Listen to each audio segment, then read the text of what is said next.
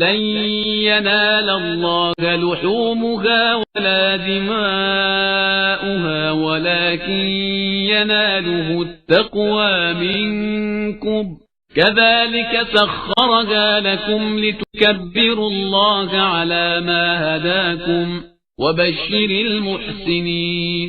خدا تک ان جانوروں کا گوشت جانے والا ہے اور نہ خون. اس کی بارگاہ میں صرف تمہارا تقوی جاتا ہے. اور اسی طرح ہم نے ان جانوروں کو تمہارا تابع بنا دیا ہے کہ خدا کی دی ہوئی ہدایت پر اس کی کبریائی کا اعلان کرو اور نیک عمل کرنے والوں کو بشارت دے دو. بسم اللہ الرحمن الرحیم. الحمدللہ رب العالمین وصلی اللہ علی محمد وآلہ الطاہرین. موضوع گفتگو ذبح کی شرائط. تو پہلے مرحلے میں کچھ ذبح کے بارے میں گفتگو کریں کہ ذبح کے کیا معنی ہیں. ذبح کے معنی ہیں کہ کسی جانور کو جو اس کے گلے پہ ایک ابھرا ہوا مقام ہوتا ہے کہ جسے عربی میں جوزہ اور عموماً اردو میں اسے نرخرا وغیرہ کہتے ہیں، اس کے نیچے چاقو چلایا جائے اور 4 بڑی رگوں کو، اور 4 بڑی رگیں یعنی ایک کھانے کی نالی اور پینے کی نالی، ایک سانس کی نالی اور 2 نالیاں اس کے ارد گرد، ان چاروں کو مکمل طریقے سے کاٹ دیا جائے. اس عمل کو کہا جاتا ہے ذبح. اس ذبح کرنے کی بھی کچھ شرائط ہیں. ایک عام تصور اور غلط فہمی جو پہلے یورپ امریکہ میں بہت عام تھی وہ یہ کہ یہودی بھی ذبح کرتے ہیں لہٰذا ان کے ہاتھ کا ذبیحہ کھا لیا جائے. تو یاد رکھیں کہ وہ ذبح کرتے ہیں لیکن شرائط پر عمل نہیں کرتے. بس پہلے مرحلے میں ہم نے گفتگو کی ذبح کی. اگلے مرحلے میں اب ہم بتائیں گے کہ اس ذبح کی شرائط کیا ہیں. فقط ذبح کرنا کافی نہیں ہے بلکہ ذبح کی شرائط ہیں. ان شرائط میں سے پہلی شرط یہ کہ ذبح کرنے والا مسلمان ہو. اب چاہے یہ مرد ہو، چاہے یہ عورت ہو، اور چاہے یہ ایک سمجھدار بچہ ہو. اسی طریقے سے اگر کوئی مرد بھی نہیں ہے اور عورت بھی نہیں ہے، وہ کہ اس مسئلے کی ضرورت نہیں پڑتی لیکن اسے کلیئر کر دیں کہ اگر کوئی مسلمان ہے اور خواجہ سرا ہے تو وہ بھی ذبح کر سکتا ہے، اس کے ہاتھ کا ذبیحہ جائز ہوگا. دوسری شرط یہ کہ جانور کو قبلہ رخ رکھا جائے. ہم نے لفظ لٹانا نہیں کہا بلکہ کہا قبلہ رخ رکھا جائے، کیونکہ جانور کو لٹایا بھی جا سکتا ہے اور جانور کو کھڑے کر کے بھی ذبح کیا جا سکتا ہے، یا جانور کو کھڑے کر کے نہر کیا جا سکتا ہے. لہٰذا اونٹ کو کھڑے کر کے بھی نہر کر سکتے ہیں، بٹھا کے بھی نہر کر سکتے ہیں اور لٹا کے بھی نہر کر سکتے ہیں.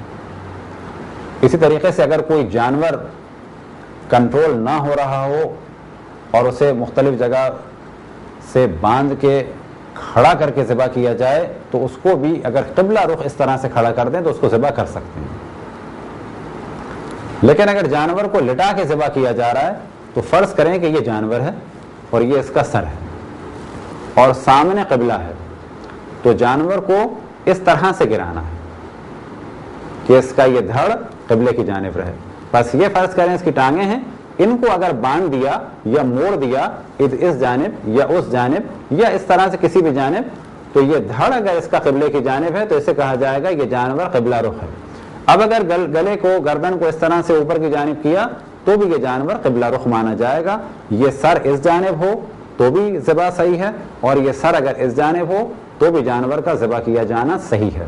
بس دوسری شرط یہ ہے کہ جانور قبلہ رخ ہو. تیسری شرط یہ کہ جب جانور کو ذبح کیا جا رہا ہو تو اللہ سبحانہ و تعالی کا نام لیا جائے. اب یہ نام لینا بسم اللہ یا یہ کہ بسم اللہ الرحمن الرحیم یا اللہ اکبر یا لا الہ الا اللہ، ان میں سے کسی بھی جملے کے بعد جانور کو ذبح کیا جائے تو جانور حلال ہوگا. لیکن اگر جان بوجھ کے بسم اللہ یا اللہ سبحانہ و تعالیٰ کا نام نہ لیا جائے تو جانور نجس ہوگا، مردار ہوگا، اس کا کھانا، اس کا کھلانا یا اس کا بیچنا حرام ہوگا.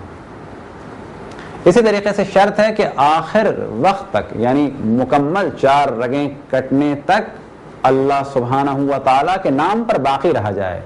کیا مراد؟ یعنی ایسا نہیں کہ بسم اللہ پڑھی، ابھی ذبح کرنا شروع کیا تو پھر کسی اور کے نام پہ ذبح کر دیا، پھر یہ جانور حرام ہو جائے گا. ہاں، ایک دفعہ آپ نے بسم اللہ کہہ دیا، اب اس کے بعد خاموش ہو گئے، 4 رگوں کو آپ نے کاٹا، تو یہ جانور حلال ہوگا. کیوں کہا جائے گا کہ یہ ذبح ہوا ہے اللہ سبحانہ و تعالیٰ کے نام پر، اور اسی نام پر باقی رہتے ہوئے 4 رگوں کو کاٹا. اسی طریقے سے نام عربی میں ہو، یعنی بسم اللہ، ان دا نیم آف گاڈ، یا پروردگار کے نام سے، یا کسی اور زبان میں اگر ترجمہ کیا جائے تو کافی نہیں ہے. بسم اللہ الرحمن الرحیم، یا اللہ اکبر، یا لا الہ الا اللہ کہا جائے. اسی طرح سے شرط ہے کہ یہ بسم اللہ ذبح کرنے کی نیت سے کہا ہو. فرض کریں کہ ہمارے ہاتھ میں چھری تھی، جانور کو ذبح کرنا چاہ رہے تھے، کسی نے ہم سے کہا کہ آپ چائے پیجئے، ہم نے کہا بسم اللہ بسم اللہ اور چھری چلا دی، تو یہ بسم اللہ ہمیں کہنی ہے ذبح کرنے کے لیے. اس بسم اللہ کے معنی کیا ہے؟ یعنی اس نے ہم سے کہا آپ چائے پیجئے، ہم نے کہا بسم اللہ یعنی آپ پیجئے. کیونکہ ہمارے معاشرے میں اگر کوئی آفر کرتا ہے تو جواباً بعض دفعہ کہا جاتا ہے بسم اللہ یعنی آپ شروع کیجئے یا آپ پیجئے. تو ہمیں بسم اللہ کہنی ہے جانور کو ذبح کرنے کی نیت سے. چوتھی شرط کہ جس کی جانب عموماً مراجع الزام توجہ دیتے ہیں اور اکثر مراجع الزام احتیاط فرماتے ہیں، وہ یہ کہ چاقو خالص لوہے کا ہو. عموماً مراجع الزام فرماتے ہیں بنا بر احتیاط اسٹین لیس اسٹیل کے چاقو کو استعمال نہ کیا جائے، اور ہمارے معاشرے میں خصوصاً قصائی لوہے ہی کے چاقو کو استعمال کرتے ہیں اور وہ کافی ہے. پانچویں شرط کہ جس کا تعلق ہے ایک ایسے جانور سے کہ فرض کریں ایک جانور کہیں بلندی سے گر گیا یا ایکسیڈنٹ ہو گیا، اب ہم اس کو ذبح کرنا چاہتے ہیں تو ایک شرط ہے. وہ شرط کیا ہے؟ وہ شرط یہ ہے کہ جب 4 رگیں کٹ جائیں تو اس کے بعد یہ کچھ حرکت کرے. تو اس شرط کا تعلق ہے در حقیقت اس چیز سے کہ ذبح صحیح ہونے کی اور صحیح ذبیحہ ہونے کی شرائط میں سے ایک شرط یہ ہے کہ یہ 4 رگیں کٹی ہوں اس عالم میں کہ جب جانور زندہ ہو. بس اگر ہم صحیح سالم جانور کو ذبح کر رہے ہیں تو یہ شرط تو اس میں پہلے ہی ہے کہ وہ زندہ ہے. لیکن اگر یہ جانور کا ایکسیڈنٹ ہو گیا یا بلندی سے گر گیا اور اب ہم اسے ذبح کر رہے ہیں تو وہاں پر یہ شرط ضروری ہے کہ ہم یہ دیکھیں کہ جب ہم نے 4 رگیں اس کی کاٹ دی تھیں تو کیا اس کے بعد اس کی آنکھوں نے کوئی حرکت کی، اس کی دم ہلی، اس کی ٹانگ ہلی یا نہیں ہلی. بس اگر اس نے ہلکی سی ٹانگ ہلائی یا دم ہلی یا آنکھ ہلی یا منہ کھولا یا بند کیا تو کہا جائے گا کہ یہ جانور زندگی میں ذبح ہوا ہے اور ذبیحہ کے حکم میں ہے، یعنی پاک ہے اور کھانا اور کھلانا جائز ہے.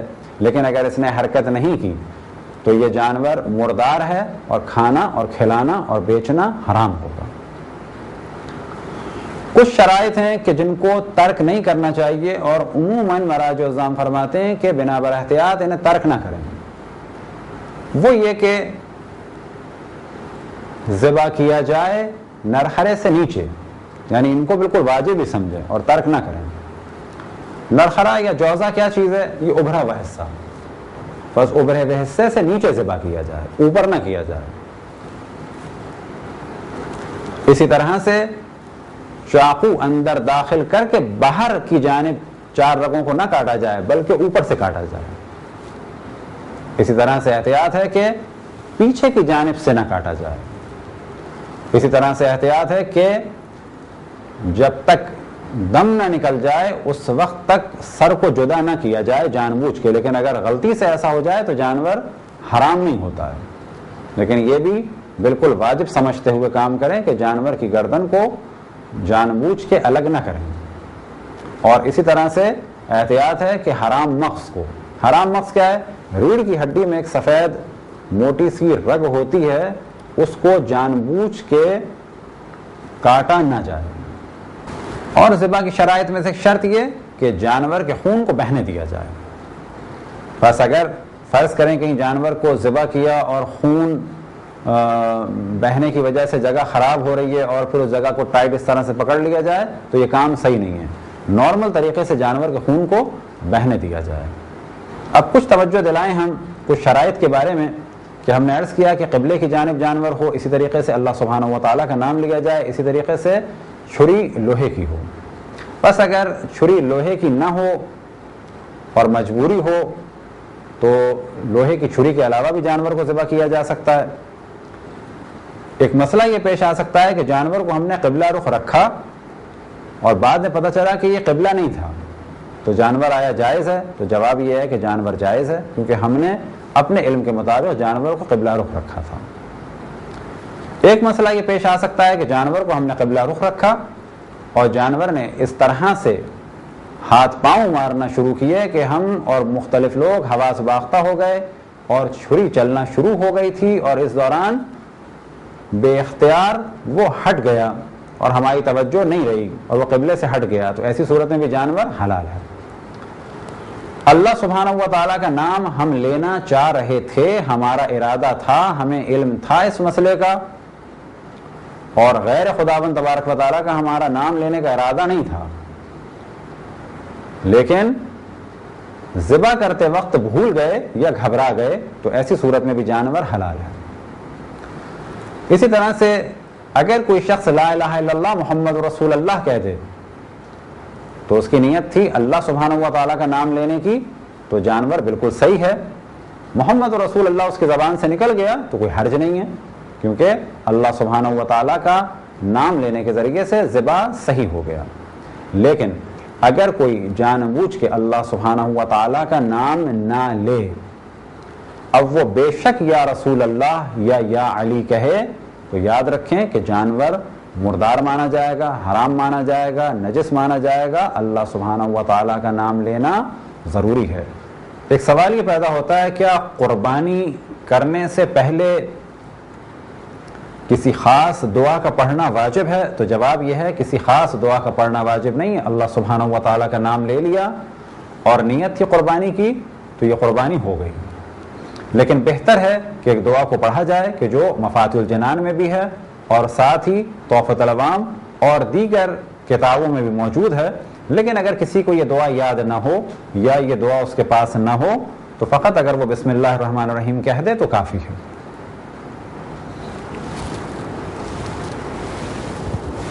وہ دعا یہ ہے, وجہت وجہی للذی فطر السماوات والارض حنیفا مسلما وما انا من المشرکین ان صلاتی ونسکی ومحیای ومماتی للہ رب العالمین لا شریک لہ وبذلک امرت وانا من المسلمین اللہم منک ولک اللہم وتقبل منی.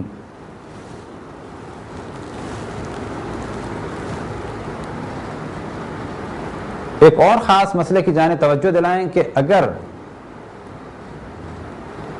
کسی علاقے میں مسلمان قصائی میسر نہ ہو تو کیا کریں؟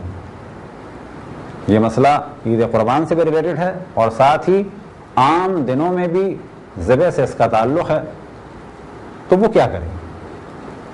تو حل یہ ہے کہ کھال اتارنے والا یا بوٹیاں بنانے والا بے شک مسلمان نہ ہو, کوئی فرق نہیں پڑتا. ذبح کرنا, اور ذبح کے کیا معنی ہے جو ہم نے پہلے بیان کی ہے, 4 رگوں کو کاٹنا, یعنی کھانے کی اور پینے کی نالی, سانس کی نالی اور ارد گرد کی 2 بڑی نالیوں کو کاٹنے والا مسلمان ہو. بس اگر آپ جانور کو خود اپنے ہاتھ سے ذبح کر دیں اور کھال اتارنے کا کام اور بوٹی بنانے کا کام کوئی اور کر لے تو کوئی حرج نہیں ہے. اور پھر اس جانب توجہ دلائیں کہ ذبح کرنے کی شرائط میں سے شرط یہ ہے کہ ذبح کرنے والا مسلمان ہو.